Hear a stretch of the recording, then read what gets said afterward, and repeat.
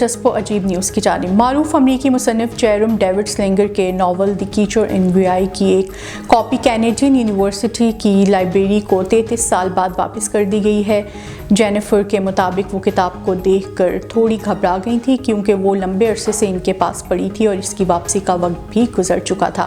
Library coordinator نے کتاب کی واپسی پر کہا کہ کتاب بہترین حالت میں ہے اور میں اسے اتنی اچھی شکل میں دیکھ کر حیران ہوں، لیکن یہ بھی حقیقت ہے کہ جب کوئی چیز 33 سال تک صرف ڈبے میں بند پڑی رہے تو اس کی حالت ٹھیک ہی رہتی ہے۔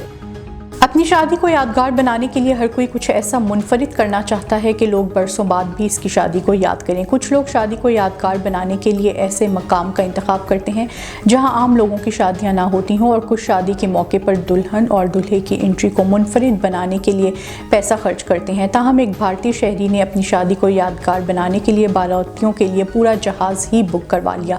بھارتی میڈیا رپورٹس کے مطابق بھون نامی شخص نے اپنی شادی میں شرکت کرنے والے رشتہ داروں اور گھر والوں کے لیے پورے جہاز کی بکنگ کروائی۔